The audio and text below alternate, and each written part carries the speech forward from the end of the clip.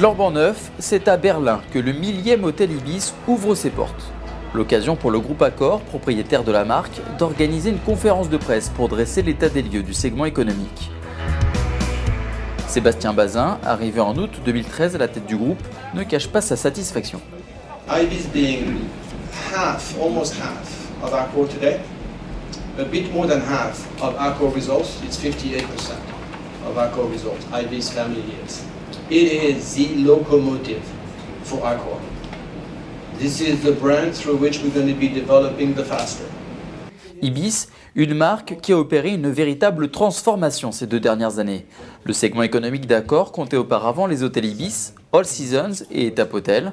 Aujourd'hui, tout le monde se retrouve sous la même enseigne avec la création de Ibis Styles, un peu plus luxueux, et Ibis Budget pour des prix très attractifs. Au total, la marque comptait à l'heure actuelle plus de 1700 établissements. On a changé le branding, l'identité visuelle, on a en effet changé le design, on a changé l'organisation de l'hôtel, on a changé le confort, on a changé le système de restauration avec la création d'Ibis Kitchen. Donc ça vise un peu à casser la logique des segments. Dans la logique des segments, il y avait l'économique qui donne que la fonctionnalité et le prix, et puis le luxe qui donne tout.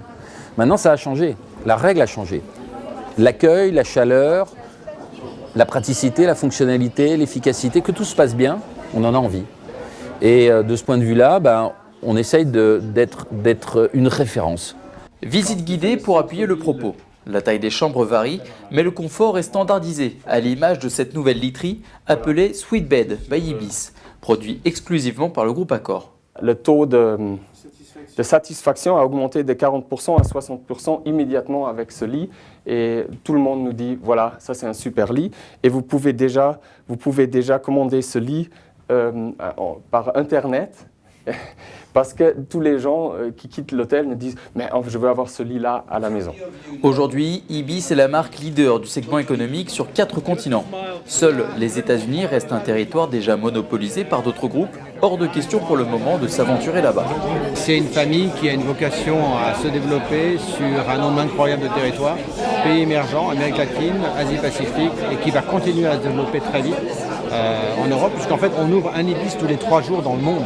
Car Ibis est désormais tourné vers l'avenir. Objectif, acquérir 15 000 chambres supplémentaires par an.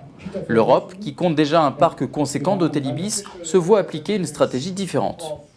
Il y a toujours de la place pour développer Ibis parce que là aussi, on a beaucoup de possibilités encore de convertir des hôtels indépendants et de les faire adhérer soit à la famille Ibis Styles, par exemple, de prendre la marque Ibis Styles en tant que franchisé, mais aussi un développement pur. Donc densifier notre présence en Europe reste aussi une priorité pour nous. Car Accor a décidé de scinder distinctivement ses activités. D'un côté, Hotel Services permet au groupe de développer les contrats de management et de franchise. De l'autre, Hotel Invest cible l'investissement en propriété.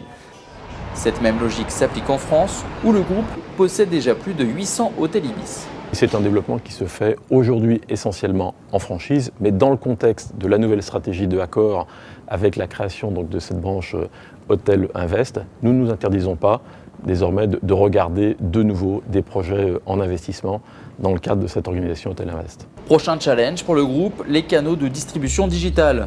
Représentant actuellement 30% du réseau de distribution, Accor vise les 50% à court terme. Le leader du segment économique européen est donc loin de se reposer sur ses lauriers.